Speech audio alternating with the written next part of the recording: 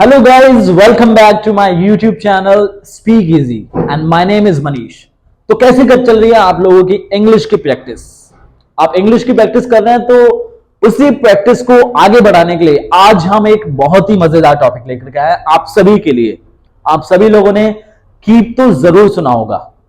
Keep का मतलब होता है रखना, लेकिन जब हम उसको कीप के साथ को ऑन यूज करते हैं, कीप के साथ जब हम ऑन यूज करते हैं तो उस मोमेंट उस वक्त कीप का सेंस जो है वो बदल जाता है।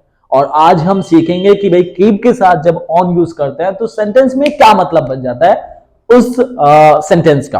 तो चलिए बिना देरी के शुरू करते हैं हम लोग use of keeps on and keep on. मैं आपको बता दूं सबसे पहले कीप्स ऑन और कीप ऑन हम कब यूज करेंगे। कीप्स ऑन और कीप ऑन हम तब यूज करेंगे जब कोई भी इंसान कोई भी काम को करता रहता है, कॉन्टिन्यूसली वो काम को करता रहता है, तब हम वहां पर सेंटेंस में यूज करेंगे कीप्स ऑन और कीप ऑन। ओके, पास्ट में जब कोई इंसान करता रहता था तो उसको चेंज कर देंगे कीप को, वहां पर हम कैप्ट ऑन यूज करेंगे। और जब फ्यूचर में कोई भी इंसान कॉन्टिन्यूसली काम को करता रहेगा तो वहां पर हम यूज करेंगे विल कीप ऑन। चलिए देखते हैं how can we use this format और this topic in our daily English speaking practice. So हम लोग सबसे पहले शुरुआत करेंगे पॉजिटिव सेंटेंसेस से। तीनों टेंस हम एक साथ पढ़ेंगे। आपको पता है प्रेजेंट टेंस, पास्ट टेंस और फ्यूचर टेंस। अगर हम पॉजिटिव सेंटेंसेस की बात कर रहे हैं तो पॉजिटिव सेंटेंस तो हमेशा सब्जेक्ट से स्टार्ट होता है। किससे स्टार्ट होता है? सब्जेक्ट से स्टार्ट होता है। सब्जेक्ट कौन होगा? जो इंसान काम को करता रहता है कॉन्टिन्यूसली, वो होगा सब्जेक्ट। सब्जेक्ट अगर सिंगल पर्सन है तो आप वहां पर यूज करना कीप्स ऑन। क्या यूज करना? Keeps on. अगर ये सब्जेक्ट प्लूरल है या फिर आई है, if your subject is singular and I, so you would have to say keep on, यानी कि बहुत सारे लोग हैं। ओके, कोई भी इंसान है, वो बहुत सारे लोग हैं और वो काम को करते रहते हैं, तो आप वहां पर कीप ऑन यूज करना। और अगर आई है तो भी आप कीप ऑन यूज करना। और ऑन के साथ हम यूज करेंगे यहां पर verb first form with I N G and then object. Past में आ जाता है जब कोई इंसान काम को करता रहा या करता रहता था। So you would have to say subject keep on और कीप्स ऑन बदल जाएगा कैप्ट ऑन में, क्योंकि पास्ट की बात कर रहे हैं। And with the help of kept on you could easily identify the sentence is of past tense.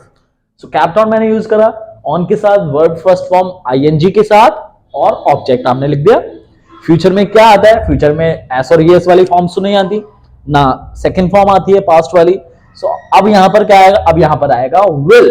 Subject के बाद will यूज करा, फिर कीप ऑन, वर्ब की फर्स्ट फॉर्म ing के साथ और ऑब्जेक्ट। आपने अभी तक सुना होगा कि आईएनजी हम सिर्फ उसी सेंटेंस में यूज करते हैं जब कोई इंसान कोई काम को कर रहा है, कर रहा था या कर रहा होगा, हम वहां पर आईएनजी यूज करते हैं। ये भी सही है, लेकिन हम ऐसे एग्जांपल्स में भी यूज करते हैं आईएनजी जब कोई भी इंसान कोई काम को करता रहता है। देखो लास्ट में ता है आ रहा है, वैसे बचपन में हमें सिखाया जाता है कि भाई ता है उस सिचुएशन में यूज करते हैं इंडेफिनिट वाले फॉर्मेट में। तो आप ता है ती है से एग्जाम्पल्स को मत सीखो, वो एक रटाने वाली चीजें होती है। आप इंग्लिश को रटो नहीं, समझ करके प्रैक्टिस करेंगे तो ज्यादा यूजफुल होगा। ओके, तो हमने सीखा कि भाई कीप ऑन और कीप्स ऑन तब यूज करता है जब कोई भी इंसान कोई काम को करता रहता है, करता रहता था तो वो पास्ट में कैप्ट ऑन, और अगर कोई काम को करता रहेगा तो फ्यूचर में विल कीप ऑन हम यूज करेंगे। एग्जाम्पल्स देखते हैं। एग्जाम्पल है जैसे मेरी बहन टीवी देखती रहती है। मेरी बहन टीवी देखती रहती है, तो सबसे पहले ढूंढते हैं सब्जेक्ट। बताओ कौन टीवी देखती रहती है? मेरी बहन। माय सिस्टर, एक बहन की बात कर रहा हूं, so keeps on. My sister keeps on watching television. देखने को, टीवी देखने को यहां पर हम वॉच यूज करेंगे, तो वॉच के साथ आएंगे वॉचिंग टेलीविजन। मेरी बहन टीवी देखती रहती थी। My sister kept on watching television. या हिंदी में ऐसे भी बोल सकते हैं मेरी बहन टीवी देखती रही, कॉन्टिन्यूसली देखती रही, so my sister kept on watching television. मेरी बहन टीवी देखती रहेगी, वो टीवी देखती रहेगी हमेशा, सो हम यूज करेंगे my sister will keep on watching television. Okay, एक एग्जांपल से और इस फॉर्मेट को समझते हैं। एग्जांपल है जैसे मेरे पापा मुझे डांटते रहते हैं। मेरे पापा मुझे डांटते रहते हैं। अगर आपके घर में भी ऐसे होता है तो ऐसे एग्जाम्पल को इंग्लिश में कैसे बोलेंगे? वैसे तो हर इंसान के पापा जो है हमेशा डांटते रहते हैं, क्योंकि पापा की तो रिस्पॉन्सिबिलिटी बनती है कि भाई बच्चों को डांट करके आगे बढ़ाए। तो अगर आपके पापा भी आपको डांटते रहते हैं और उसको इंग्लिश में कैसे बोलेंगे? मेरे पापा मुझे डांटते रहते हैं, सो माय फादर। कितने पापा है? ऑब्वियसली पापा तो हर इंसान के एक ही होते हैं, तो एक के साथ कीप्स ऑन। अगर किसी के दो पापा है ना तो वहां पे कीप ऑन यूज कर देना। Okay, my father keeps on. डांटने को इंग्लिश में बोलते हैं स्कॉल्ड। स्कॉल्ड के साथ आईएनजी यूज करो, scolding me. My father keeps on scolding me. मेरे पापा मुझे डांटते रहते थे। My father kept on scolding me. मेरे पापा मुझे डांटते रहेंगे। देखियो, आज मेरे पापा मुझे डांटते रहेंगे। My father will keep on scolding me. तो इस तरह से हम कीप्स ऑन और कीप ऑन का यूज अपनी डेली इंग्लिश में प्रैक्टिस के लिए आप यूज कर सकते हैं। और ये तो है पॉजिटिव सेंटेंस के एग्जांपल। उम्मीद करता हूं आपको ये टॉपिक पॉजिटिव सेंटेंस वाला समझ में आ गया होगा। और अब इसको समझते हैं नेगेटिव सिचुएशंस को, यानी कि नेगेटिव सेंटेंस में कैसे यूज करेंगे। तो बच्चों चलिए अब शुरू करते हैं नेगेटिव सेंटेंस। नेगेटिव यानी कि नहीं वाले सेंटेंस। और नहीं वाले सेंटेंस में आपको क्या यूज करना होगा? वहां पर नॉट। तो आप लोग बेहतर जानते होंगे, you would be know better about not. If you talk about not examples, you would have to speak not with the help of helping verb. और अगर हम हेल्पिंग वर्ब की बात करें तो ऐसे सेंटेंसेस में जो हेल्पिंग वर्ब होगी वो प्रेजेंट में होगी डू और डस। क्या होगी प्रेजेंट में? डू और डस। पास्ट में होगी डिड, और फ्यूचर में तो हमारे पास पहले से ही है। बताओ फ्यूचर में क्या है? विल। विल के साथ आप नॉट यूज करना। तो डू के साथ नॉट यूज करेंगे डोंट, और डज के साथ नॉट यूज करेंगे, बन गया डजन। डिड के साथ भी आपने नॉट यूज करा, वो बन गया डिडंट। और विल के साथ नॉट यूज करा तो वो बन गया वॉन्ट। आप पास में डिडंट नहीं बोलना, डिडंट बोलना। डिडंट को शॉर्ट फॉर्म में डिडंट बोलते हैं, and didn't looks so much attractive. अगर आप डिडंट बोलते हैं तो डिडंट थोड़ा सा ऑकवर्ड फील होता है कि भाई डिडंट नहीं बोलते, बट इतना मैं बता दूं आपको, डिडंट यूज करना बोलते वक्त। ओके, लिखते वक्त भी आप डिडंट यूज करना, क्योंकि आजकल बहुत सारे इंग्लिश की बुक्स में डिडंट नहीं डेंट लिखा जाता है। बहुत सारी बड़ी बड़ी इंग्लिश की बुक्स जो होती हैं, अब अगर उनको पढ़ते हैं या पढ़ोगे फ्यूचर में तो डेंट यूज करते हैं। तो फॉर्मेट देख लेते हैं। और फॉर्मेट क्या है? सब्जेक्ट, क्योंकि पॉजिटिव और नेगेटिव किससे स्टार्ट होते हैं? सब्जेक्ट से स्टार्ट होते हैं। सब्जेक्ट के बाद अगर पर्सन सिंगल है तो डजंट, प्लूरल है और आई है तो आप यूज करना डोंट। ठीक है, उसके बाद keep on. Keep on use करना, ऐसे नहीं लगा देना। कीप ऑन के साथ वर्ब फर्स्ट फॉर्म आईएनजी और ऑब्जेक्ट आते हैं पास्ट में। डू डज की जगह डिड, डिड यूज कर देंगे डिड, लेकिन उससे पहले आप यूज करेंगे सब्जेक्ट। सब्जेक्ट यूज करा, फिर डेंट, कीप ऑन। ऑन के साथ कौन सी फॉर्म बताओ? ऊपर देखो, verb first form with I N G, तो यहां भी verb first form with I N G and object आते हैं फ्यूचर में। सब्जेक्ट विल के साथ नॉट यूज करा, बन गया want. Keep on, verb first form with I N G, and at last you would have to say object. अब इसमें कैसे एग्जांपल होंगे? इससे पहले जो पढ़ा उसमें तो कोई काम करता रहता है, बट इसमें कोई भी इंसान कोई काम को नहीं करता रहता है। ओके, नहीं वाले एग्जांपल, जैसे आपने बोला कि वो बच्चा क्लास में बातें नहीं करता रहता है। आपने किसी से पूछा और आपको किसी ने आपने बताना है किसी को, तो आप बोलेंगे यार वो बातें नहीं करता रहता है, झूठ बोल रहे हैं आप। सो वो बातें नहीं करता है, करता रहता है। सो दैट बॉय या he doesn't keep on talking. Okay, मेरी मैम फोन नहीं चलाती रहती हैं। My ma'am doesn't keep on using phone. Okay, मेरा भाई सोता नहीं रहता है। My brother doesn't keep on sleeping. तुम हंसते नहीं रहते हो। यू आता है प्लूरल के अंदर, because it is the second person. You don't keep on laughing, या फिर गिगलिंग भी आप यूज कर सकते हैं। गिगल मतलब दांत फाड़ फाड़ के हंसना, है ना। कोई अगर जैसे रावण हंसता था दांत फाड़ फाड़ के, तो वो गिगल करता था। ओके, बहुत तेज चिल्लाता था, giggle. You don't keep on giggling या फिर लाफिंग। ओके, ये लड़कियां मेकअप नहीं करती रहती हैं। These girls don't keep on doing makeup. अब कोई भी इंसान कोई काम नहीं करता रहता था। एग्जाम्पल देख लेते हैं, जैसे विराट कोहली बैटिंग नहीं करते रहते थे। Virat Kohli didn't keep on doing batting. Okay, M S Dhoni खाना नहीं खाते रहते थे. M S Dhoni didn't keep on eating food, या फिर didn't keep on having food, didn't keep on taking food. क्योंकि खाने के लिए आप eat भी यूज कर सकते हैं. वैसे आपको बता दूं, eat हम जानवरों के लिए यूज करते हैं. जब जानवर कोई खाना खाता है तो eat, और इंसान कोई खाना खाता है तो take के साथ I N G. So M S Dhoni didn't keep on taking food या फिर meal. अब कोई भी इंसान कोई काम को नहीं करता रहेगा. जैसे मेरी मम्मी आज साड़ी नहीं धोती रहेंगी पूरा दिन. My mother won't keep on washing sari today या whole day, आज पूरा दिन.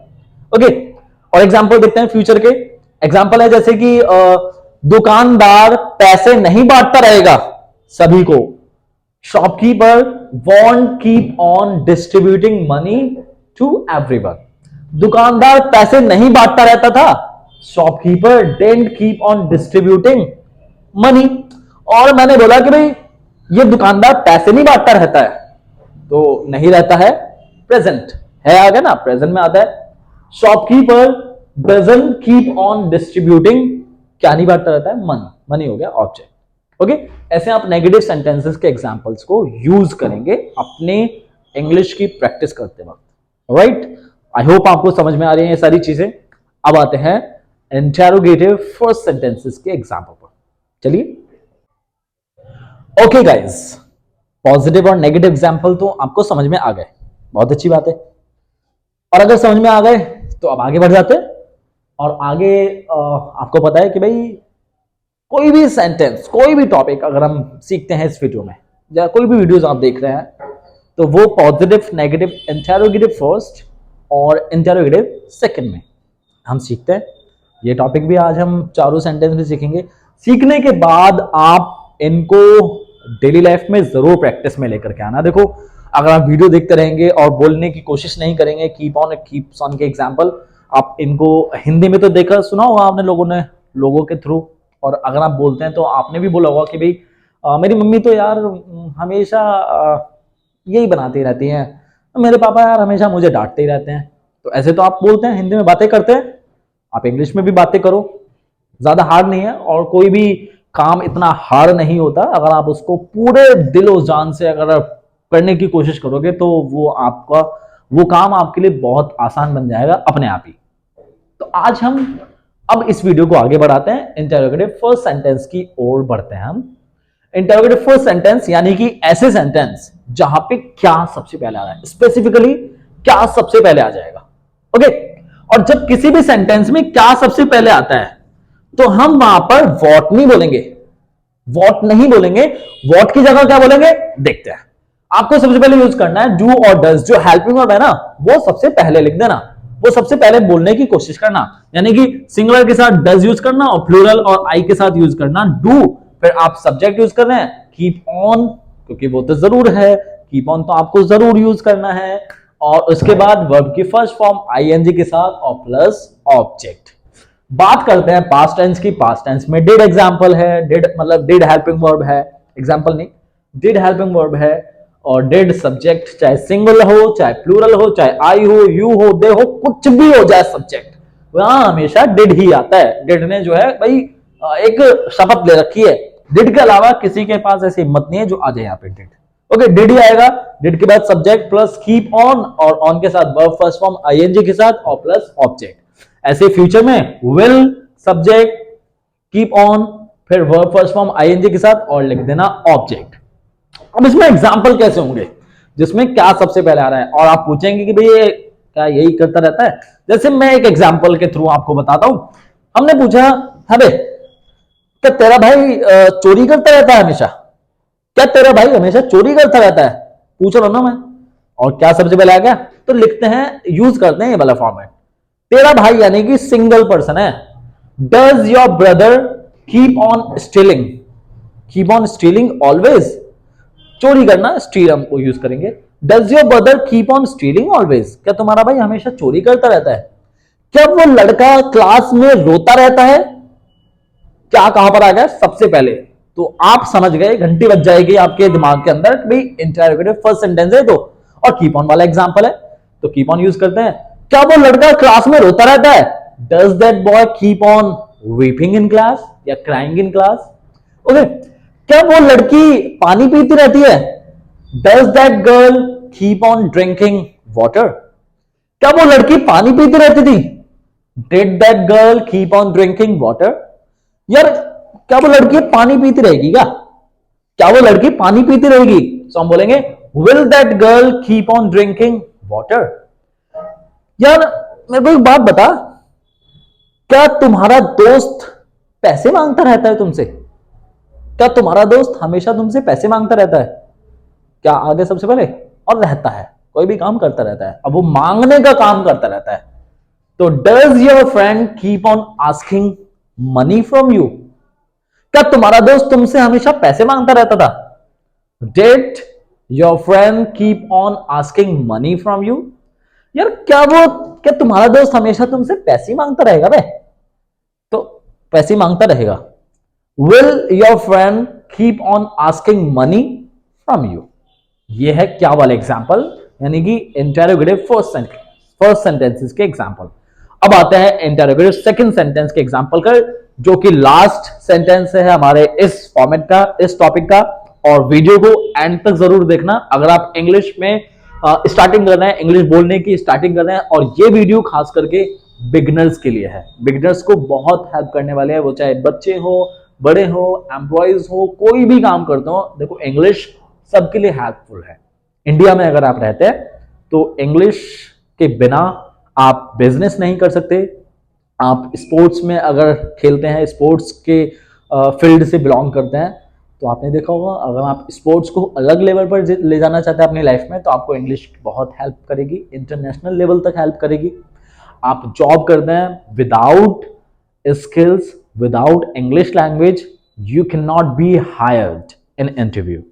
And if you do whatever, if you come with online platform, so you would have to take a help of English language because English is considered as an international language. तो वो आपको international level तक पहुंचाने में help करेगी English. तो चलिए last topic पर आ जाते हैं, and the topic will be interrogative second sentence. Okay, आपको इंटेरोगेटिव सेकंड सेंटेंस में क्या करना है?